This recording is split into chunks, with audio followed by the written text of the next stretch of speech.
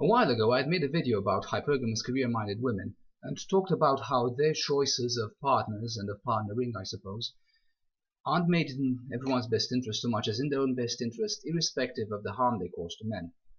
And I made it in order to encourage people to look at career women from a critical perspective and decide for themselves whether or not they actually want to support these women's careers by, for example, being employed by them or by working with them, or by voting for them, as the case may be if these women are politicians. Well, I didn't have any evidence on hand about hypergamous career women's behavior and the mindset that drives them.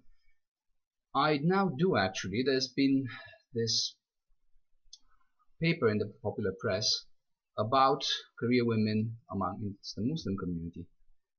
Let's just have a read of it. It describes a woman as a thoughtful attorney sipping Earl Grey tea in the sitting room of a pleasant and very middle-class Edwardian house in a leafy residential road in northwest London. So she's obviously quite wealthy, and indeed she is a lawyer, as it turns out.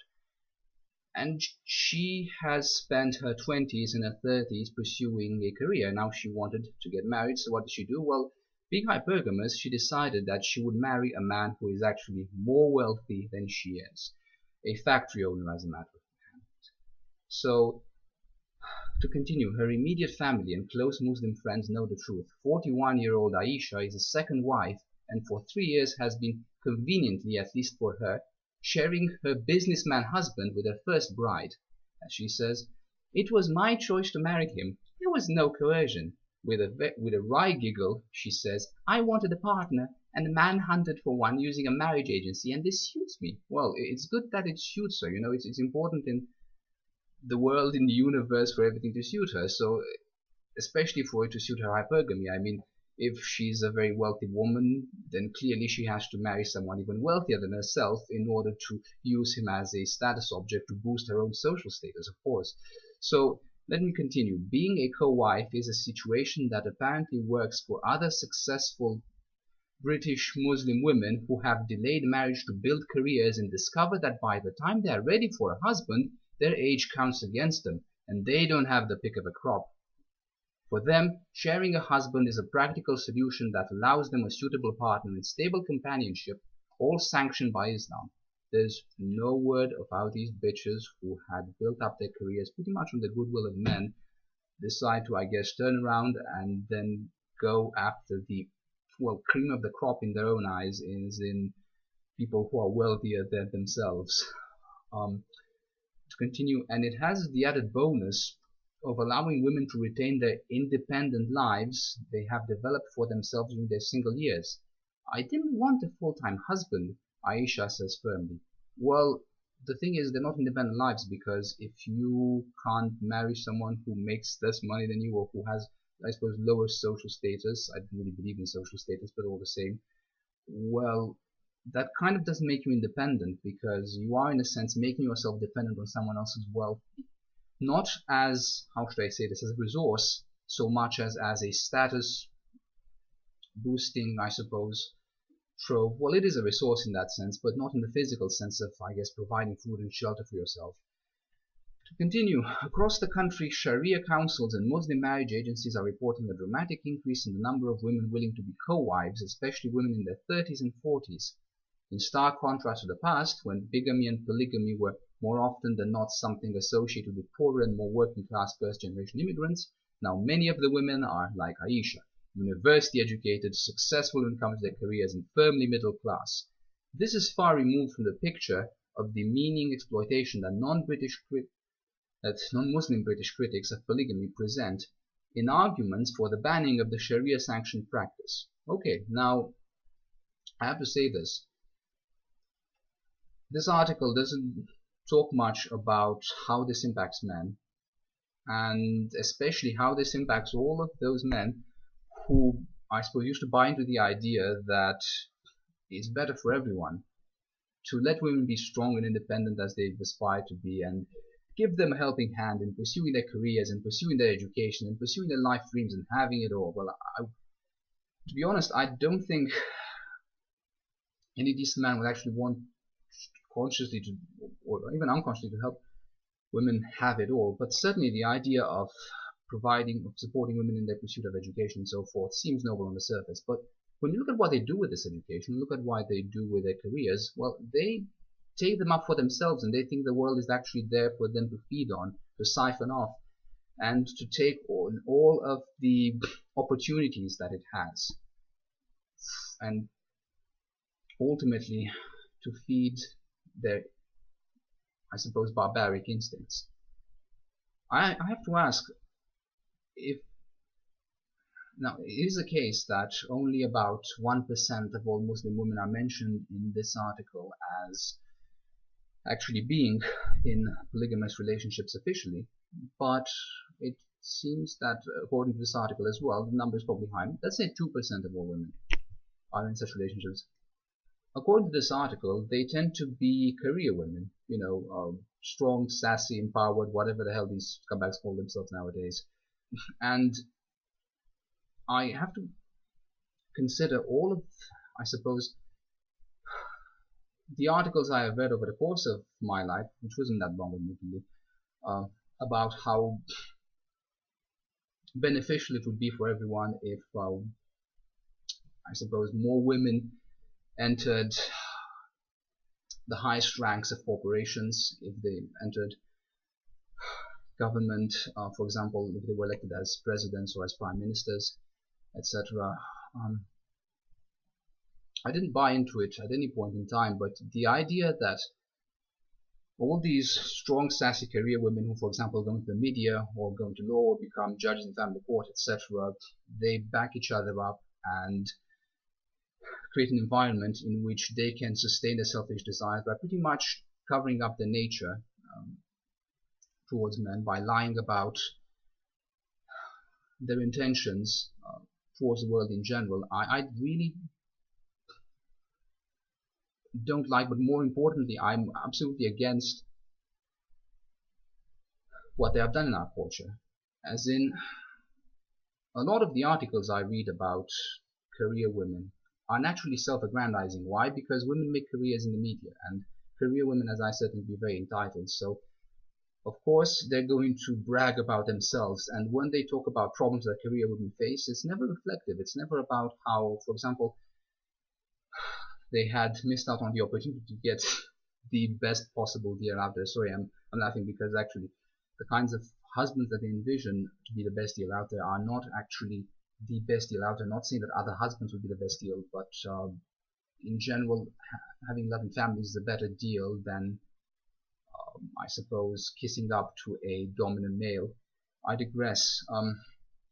When they talk about their problems in finding their dream husbands, they don't self-reflect. They don't think about whether or not they actually deserve their dream husbands. I mean, surely a selfish, entitled woman who wants to have everything in life but doesn't feel that she has to compensate the people providing it, that sort of woman doesn't actually deserve the best in life ultimately. They don't self-reflect on this. They don't want to improve. They don't want to, I suppose, let go of their greed.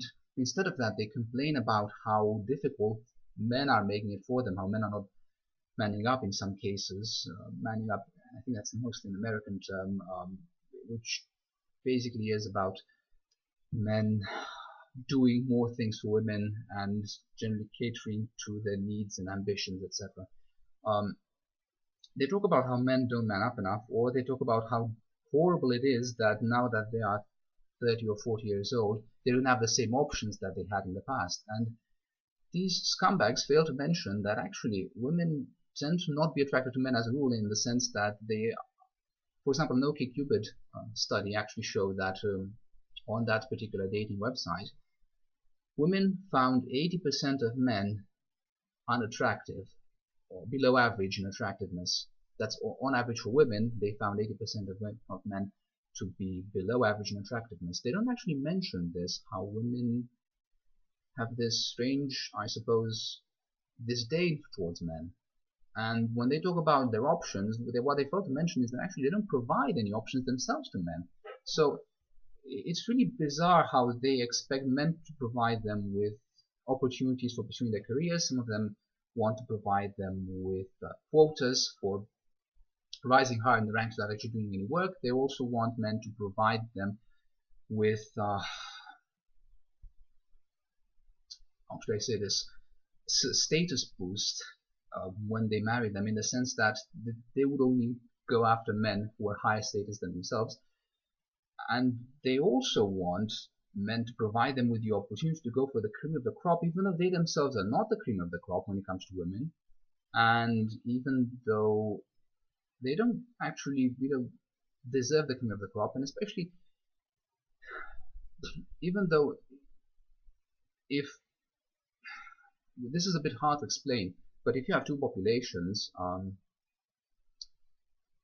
the idea of one of these two populations deciding to screw over 80% of the other half, that's not something that you would want the other half to reciprocate, to provide. You would difficult for me to explain this. If when you have men and women, and women want opportunities to go for 20% of the men while ditching the other 80%, then men wouldn't naturally want women to reciprocate and provide them with opportunities to ditch 80% of women and go for the top 20%. That doesn't actually happen. So it's not even something that you would expect men to want to reciprocate. Women ask for all of these things from men, and they don't actually provide anything. Instead, they just keep grabbing and exploiting, ultimately. I think career women are the splitting image of an exploitative woman. Well, okay, over women in general, because women tend to be exploited by and large. But I think career women really epitomize this. Again, they want to live their independent lives, as in they want to feel that they are, how should I say this, ruling over others, and that they're getting a lot of luxuries, and I suppose they see their jobs as a means of personal fulfillment rather than as a means of doing their duties. Well, likewise for their relationships and marriages. I can't even avoid putting these in quotes. This is not how a sane man would see a relationship. They don't think about giving of themselves. They think about getting things out of the world. Getting the perfect husband because, well, they have a vagina and they deserve it. Korean women go after these men shamelessly, and we allow them to do this. And I'm not saying, oh, let's ban women from pursuing these men. No, what I'm saying rather is, if you were to live in the same Muslim community as such a woman, if you were to go to the same mosque, you would supposedly be following the same God, and I don't know, a God that wants his or her followers, to pursue self-interest at the expense of everyone else in their communities. That doesn't sound, plausible as a God that would be worshipable, I suppose. So clearly, these women and these men are worshiping the same God. So why would you want these women to continue staying in their communities? No, you would want to kick them out. And honestly, when I think about the idea that there are career women out there that rise to the top of the ranks of corporations where all kinds of men work, and they work hard, and they build up a small amount of wealth, I suppose, compared to what these career women expect. These men unfortunately prop up these career women. They are basically propping up the very people who look down on them and feel contempt for them.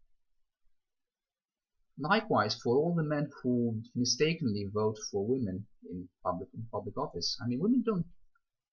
The fact that career women are so unwilling to ditch the vast majority of men and pretty much, as I said, look down on them because of the fact that they are less wealthy. I'm sorry, but these women don't deserve to go into public office. I wouldn't have contempt for men who are poorer than me. I wouldn't have contempt for women who are poorer than me. Well, I do have a certain opposition towards women, but that's because I know their nature, not because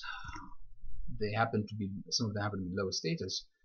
I would want to encourage men who are, how should I say this, poorer than is sufficient to sustain them and for them to live happy lives. I would actually want to support them in that sense. I wouldn't want anyone to live in luxury, but I wouldn't want to help anyone live in luxury, but at the same time, I would want to help those people who are in bad situations. I would not want to suddenly look down on them and think of them as worthless. I'm sorry, I don't think the women who do this actually deserve to be in any sort of high-ranking position. I don't think they should put men through the humiliation of actually working for them or of actually voting them into office.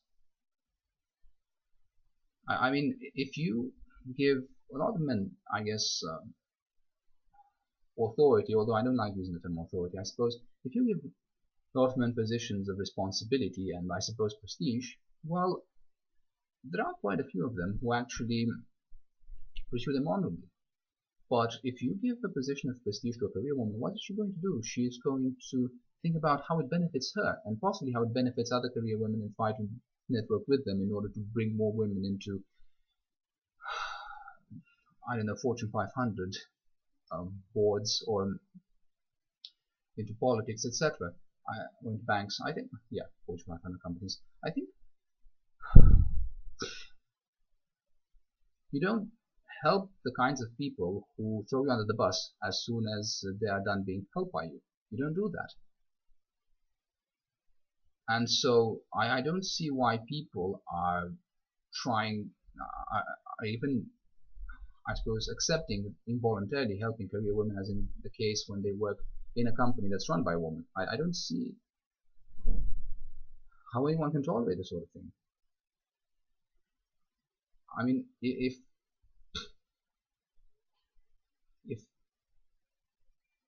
I knew that I wouldn't want to support certain people, I wouldn't want their support either. It wouldn't be just for me to demand it or to expect it, because they would be working against themselves in that sense, and I don't want people to work against themselves. But career women apparently think it's perfectly okay for lots of other people to work for them and boost their status so that the career woman can then look down on them and says, oh, you're so low status compared to me. Well, thanks for boosting my status, but I'm going to go after an even higher status man because, you know, he turned me on and gives me everything I need. And surely having everything I need is more important than respecting the people who provide it. So yeah, these scumbags don't deserve to be in our communities. I don't think that they deserve being so antisocial to be in any sort of society, any sort of respectable society in any case. So just as these women treat us as second-class citizens, I would think we should start treating them as non-citizens. Thank you very much for watching this, and enjoy your day.